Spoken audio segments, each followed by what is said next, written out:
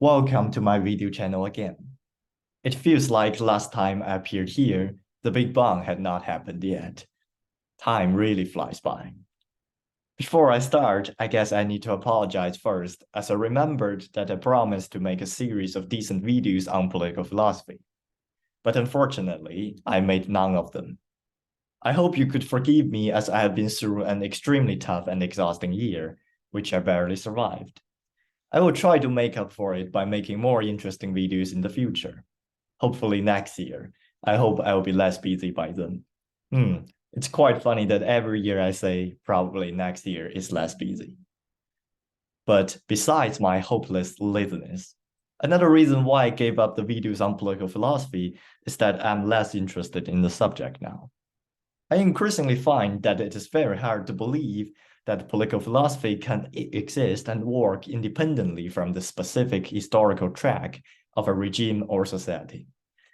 Although political philosophy is truly fascinating, I'm really uncertain whether it is possible to change a regime's inherent political philosophy to affect the real-world events.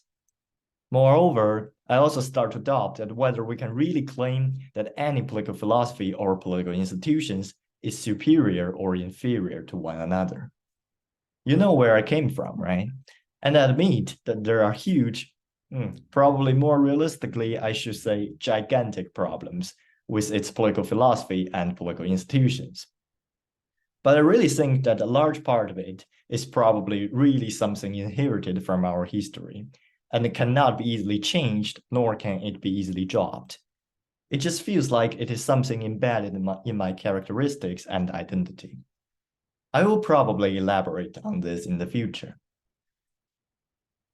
But now let's forget about my random speech and let's turn to today's material. Today, I will try to do something really bold and ridiculous. I will attempt at formalizing Hyman Minsky's famous instability hypothesis in the context of the Phillips Curve model. Before I start, I should sincerely make some important concessions. First, theoretically, we cannot formalize Minsky's hypothesis in the framework of any existing macroeconomic models, as Minsky has a fundamentally different assumption of people's expectations from the mainstream macroeconomics, which means that you need to build tons of very mathematical and deliberate new macroeconomic and finance models to seriously formalize Minsky's theory. Thus, my model is a huge simplification and abstraction. However, as Minsky has discussed about the Phillips curve relationship in his own book, and some of his ideas are correlated with the Phillips curve way of thinking, I think the Phillips curve model is not too bad a choice as the starting point. Second point is that I know it is indeed very weird to project the financial crisis as a rightward shift of the Phillips curve. As usually you would think a rightward shift of the Phillips curve would represent the stagflation best. While on the other hand, the financial crisis is usually only associated with an increase in unemployment, not inflation. It is true that in the period right before the financial crisis, you might see some inflationary pressure in the economy, but not that so when the financial crisis actually hits. You might think there are other better models to reflect financial crisis in a more intuitive way, which I totally agree, but still, this relationship holds both theoretically and empirically, so I will just take that. Now let's move from this cover page to my ugly handwriting. Please forgive that. Okay. At the beginning, let us briefly review the mainstream Phillips curve model. It is formalized after Milton Friedman's groundbreaking presidential address on December 29, 1967. It is arguably one of the most influential, probably the most influential essay in the history of macroeconomics, as John Maynard Keynes has published a book instead of an essay. The speech and the model are decent applications of the Chicago School's rational expectation hypothesis, which essentially revolutionized the whole subject of macroeconomics and completely destroyed the classic Keynesianism. Thus, whenever you go out on the street and find someone claims himself to be a true believer in Keynesianism, you probably should immediately remember the song. 我只是旧时代的残骸。Let me immediately stop there. The beauty of the model is that the Chicago School has marvelously pointed out the importance of the expected inflation. From their point of view, the essence of the monetary policy is to settle people's expected inflation, and thus, a stable monetary regime with very limited government intervention strictly dominates other types of policy regimes. Let me further illustrate this with the graph. Essentially, based on the logic of the Chicago School, we cannot pick where we are located on a given Phillips curve. Okay, yeah. So we don't know whether, we cannot choose we're here or we are here. That's not within the framework of monetary policies.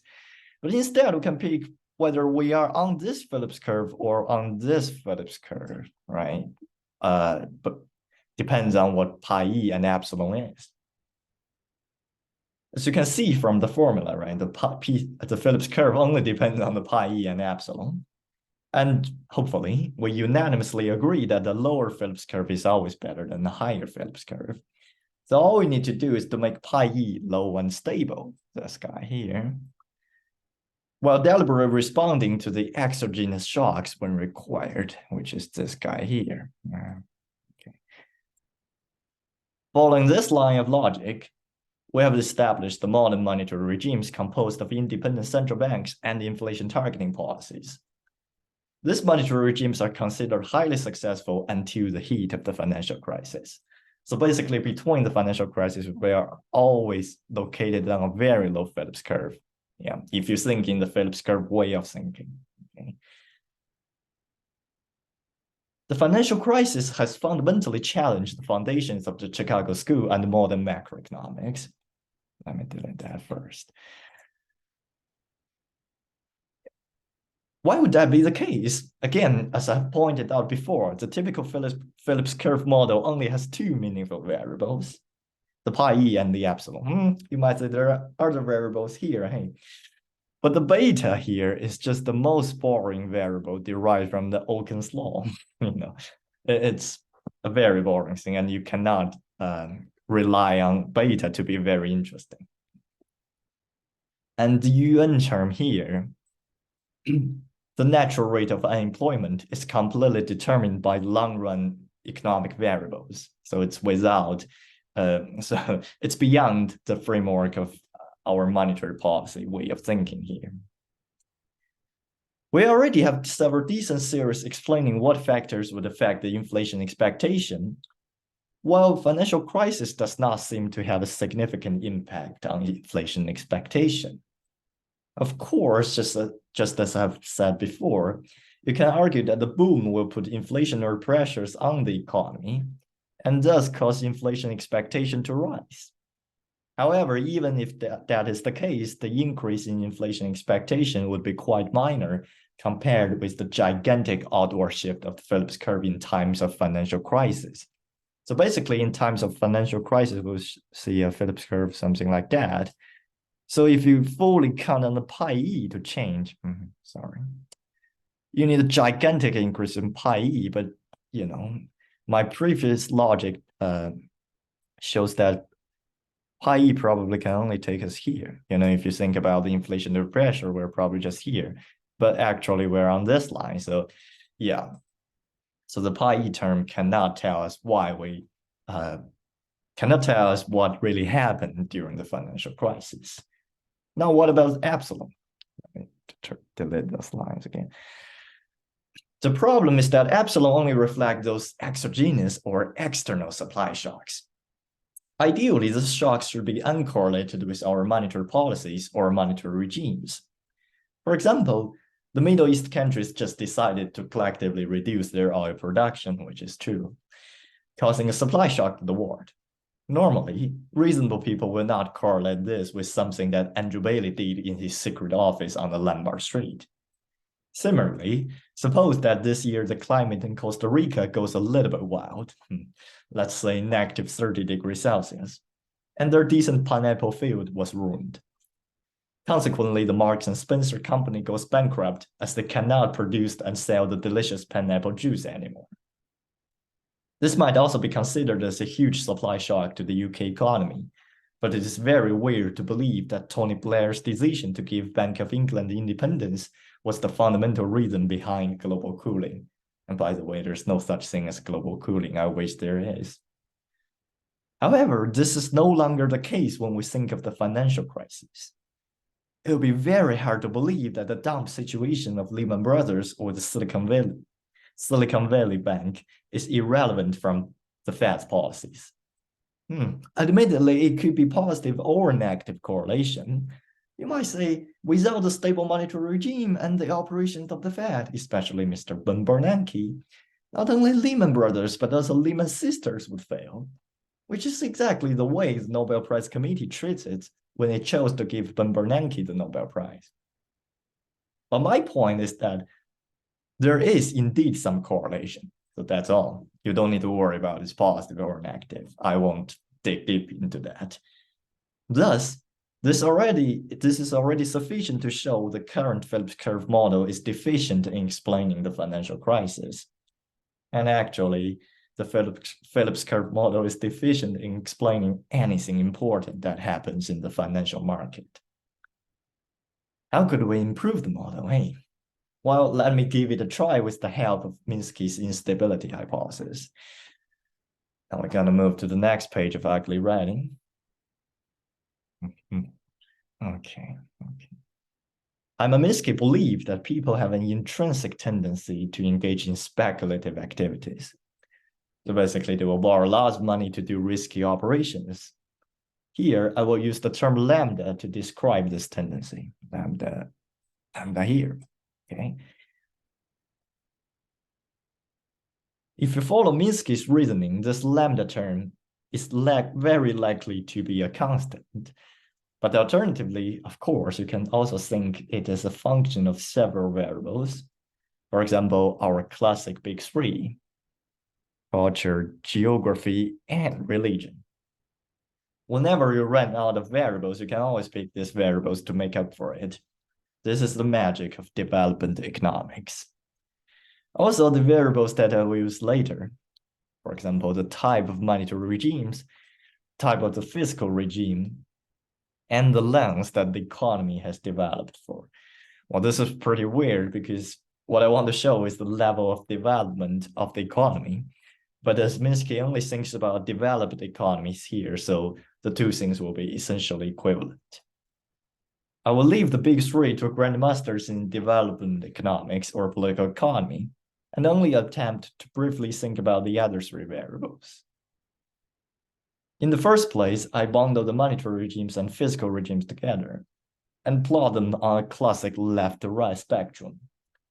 On the left end, we have the Marxist world here, then that of the Neo-Keynesian, then the Chicago School, and on the further right end, we have the Austrian world. No. Alternatively, you could also plot anarchy there, which could also be decently represented by my letter A. Now, there are several different ways to think about the correlation. Firstly, you might be a strong supporter of some kinds of republicanism or socialism, for example, Jean-Jacques Rousseau or Karl Marx. Sorry. And believe it is capitalism and free market that corrupt human beings. So the more we move toward the free market, the more speculative inclinations people will have. Therefore, we should see a strict positive relation here. But on the other hand, you might disagree with the underlying philosophy of socialism. Marxist regime will not necessarily make people more altruistic and noble. Instead, you might side with Hayek's famous but also weird logic. Because the Austrian world allows people to do whatever they want to do, given that it does not violate the law. So people will actually have less inclinations to engage in risky and speculative behaviors. In contrast, a Marxist regime, which has too many regulations, will actually boost people's inclination to do the things that are prevented. I don't know. Personally, I have the inclination to do the things that people don't want me to do. I don't know whether that applies with you as well. Therefore, you might think of a negative relationship. That's even wilder. Oh, it's just very hard for us to reach a conclusive correlation here. I will just leave it here.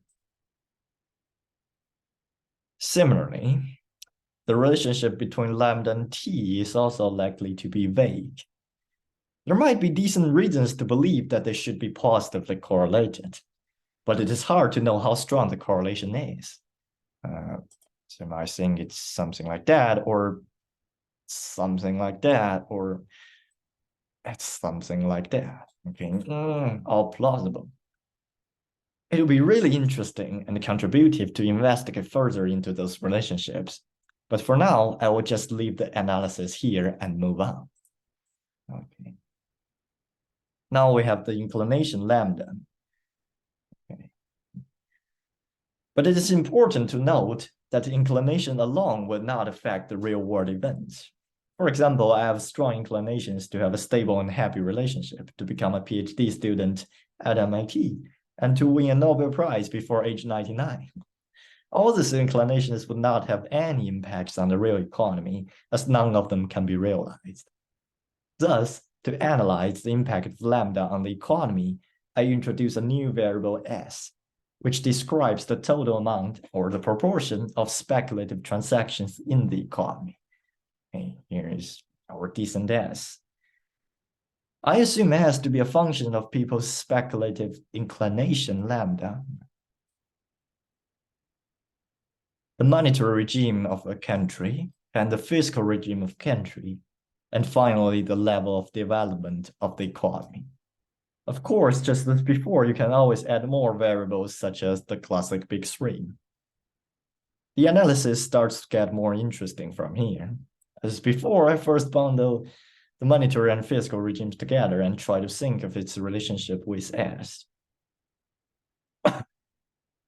Firstly, just by pure definition, a theoretical Marxist regime should contain zero speculative transactions. Zero here. However, small deviation from the theoretical case may lead us to a huge jump in S. You might think of the case of USSR. Therefore, we might plot something like that on the left end of the graph. So a huge jump, okay. Something like that. As we have witnessed in the real world, the Chicago's policy regimes, or more precisely, a combination of Neo-Keynesian world and Chicago world, I still believe is closer to the Chicago school compared with the Neo-Keynesian school. So it's probably something here, okay, yeah, on the horizontal axis. Yeah, so that world have indeed led to a very high level of S. Thus, it would be reasonable for me to plot this point here, okay, somewhere here, okay. The controversies may arise regarding the Neo-Keynesian world and area to the left of it. So basically this place, okay. We might think that sufficient government regulations should lead to a decrease in S, but an equally plausible argument would point out that more government regulations usually mean more bailout policies, leading to an increase in S. Personally, I tend to draw the graph as something like that, okay, something, yeah, as it seems like very strict government regulation would dramatically decrease S, while partial government intervention will cause S to rise. So at first, be something like that, and then drop, okay? If you think that's continuous, that's probably something like that. But apparently it does not need to be continuous at all. Finally, what would happen in the Austrian case? Before answering this question, let me draw a blueprint of what the Austrian world theoretically looks like. According to Hayek's reading, he wants almost zero fiscal policies, meaning that his Ministry of Finance would only compose of one person, let's say that's me, who plays the League of Legends 12 hours a day. At the same time, he proposes exactly zero monetary policies. He would call for an extremely stable flow of money supply. So basically, the money supply increased by 2% each year, and no one can change that. But that does not mean that his central bank is completely useless. Just as in the good old days, the Hayek Bank would shoulder the responsibility of exchanging gold reserves, or put it in a more modern way, some type of global currency which we might have in the future, hopefully, with domestic currency. Therefore, he would hire someone who plays Red Dead Redemption 2 12 hours a day as the chair of Bank of England. As you can stop RDR2 at any time in case that someone asks for an exchange, while League of Legends does not give you such an convenience. Okay. Now, reasonable people tend to think that a war like that should be a war full of speculative transactions, which seems to be indeed very convincing. So I think, or something like that. Yeah, makes sense. However, a strong logic goes against it. Hopefully it's strong. Assume that you are the CEO of JP Morgan or any other investment bank, and now you plan to engage in some risky investment. You are a decent and reasonable person. I assume that to be the case. So before you pressing the button to send money out, you think of the consequence if the investment fails. It'll be very natural for you to look for some potential guys to bail you out. So enthusiastically arrive at the front door of the Ministry of Finance. Hopefully Hayek has not sold the front door to the market yet. And you saw me playing League of Legends and trying to surpass Faker to become the best millionaire in history. You would probably be a little bit disappointed and double think before doing the investment. While this official does not seem to be very reliable, I'm afraid, and I'd better fully count on myself. Consequently, you might dramatically reduce your speculative transactions. Therefore, it is also highly plausible that we end up with a very low S on the right hand. Hey, this clearly demonstrates that I'm still a nominally Austrian. Okay. All in all, to demonstrate my professionalism, I would delete both points and then just leave that spot blank, as it would be very controversial to plot it in either way. So to be honest, it would not be that controversial to plot it here. Yeah, that's quite reasonable. But anyway. Okay, the next relationship is fairly simple and intuitive. As we can directly observe from history, S is likely to be positively correlated with the development of the economy.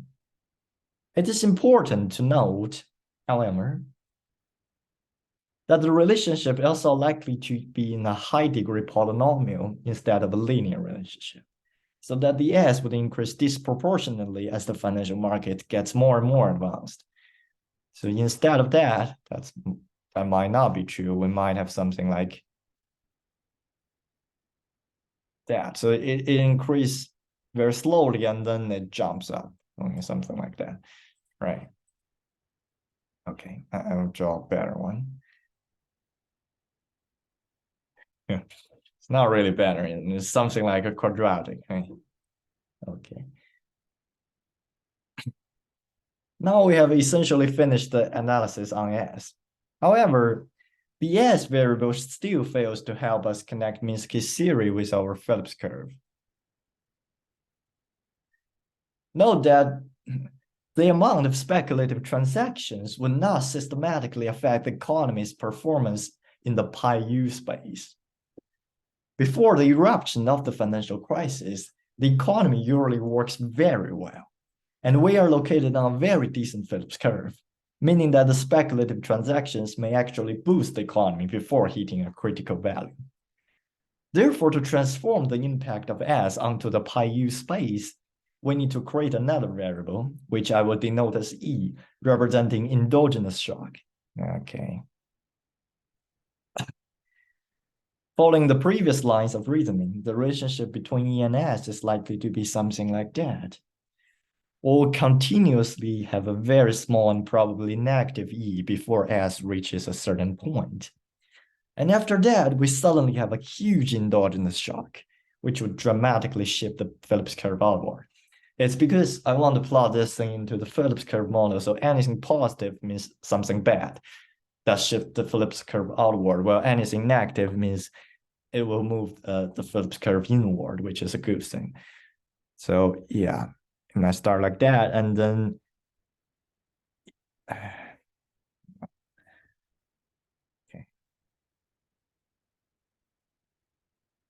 and then it falls to be negative.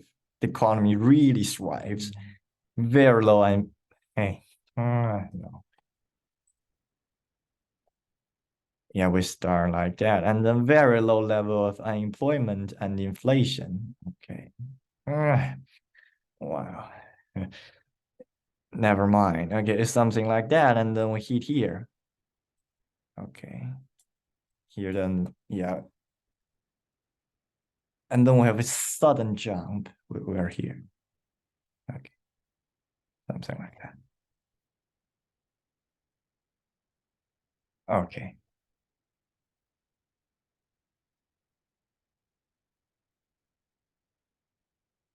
Cool. So this completes my logic flow and gives us the revised version of the Phillips curve. I will basically just add this E term into the traditional Phillips curve model. So we have something like that. The pi equals pi E plus this Oken's law stuff, plus the exogenous shock, plus the endogenous shock. Okay, so the Phillips curve and my model themselves are super boring. However, we might derive some interesting implications from this model. So what are the central banks doing right now, or during the financial crisis, let's say? From my point of view, they're just responding to the E term as if it is a part of the epsilon. So they're responding to the endogenous shock as if it is something that is a part of the exogenous shock. Think of all the QE stuff and unconventional monetary policies. But the problem is that the magnitude of the endogenous shock exactly depends on the monetary policies we chose. For epsilon, we can confidently assume that the E epsilon, I better not. Wow. So the expectation of epsilon is something like 0 or whatever constant alpha. So ugly. Yeah. The Costa Rica pineapple field will not be destroyed again. It is just a pretty random event. Okay. However, we cannot do the same with the endogenous shock. If you implement the wrong type of monetary policies, the E will keep increasing. So the E will be a function of your monetary policy. As we can see from our model, when you pick the wrong monetary and fiscal regimes, we end up with very high S, which would continuously trigger the endogenous shock. Thus, the wrong monetary policies will create more and more financial crises, which would eventually destroy the capitalism. So what should we do? That's even more interesting, okay? This line of reasoning would lead us to a set of extremely heterodox monetary policies. First, in the first place, we could do something like philosophical or social research regarding the lambda term. Where's lambda? Hey, here is lambda. If you think that is a function of something. So probably different education or culture or religion or geography or would work to reduce the lambda and thus greatly postpone the financial crisis. Secondly, we could pick a very leftward position on the monetary fiscal regime spectrum. This is exactly what post-Keynesian School of Economics is trying to do. We would impose extremely strict regulations on the financial market and also deliberately intervene to control and probably take over the business cycle. So if you believe it's something like that, continuous or not, right, then we would pick somewhere, where's my plane? Okay, here, or here, or here, because I mean, we're still thinking in the framework of capitalism. If you pick a point here, it will be socialism, which is kind of beyond the control of merely economics, right? So, yeah. At this point, you can see S would be very low, right? If you believe in the Austrian school, there's some possibility that we have very low S in the world of the Austrian. So it might look something like that, okay? Which is almost ridiculous, but anyway. Right, so then you will pick a point wow, I mean, I'm so bad at drawing the stuffs. Okay, the ugliest possible. Okay, so pick some point here, and S would also be very low. As a point out before, third way we can solve this problem is going back to this graph. The relationship between S and T is likely to be in a high degree polynomial, so that we can artificially create a financial crisis. We just destroyed the economy here before the financial market become too heated. And the cost of such a financial crisis is likely to be gigantically lower than that of a natural financial crisis. So you might trigger the endogenous shock here, right? But hey, we just create a financial crisis here, so the E term will likely to be very low here, right? Again, the post-Keynesians and arguably also the Austrians will be willing to commit to create such a financial crisis. Yeah. Okay, so having said all of that, I will recommend you to read one of my friend's brilliant propositions of such a policy. It's kind of on the post-Keynesian side. Well, I wish one day I could create a policy that's on this side because, well, I mean, there's a fundamental different logic between these two extreme points in that if you pick a point on the left side here, it just means that capitalism is working to its grave. So we're just transitioning to somewhere here. It might be a socialist regime, or it might be something informational, a war just based on information rather than capital.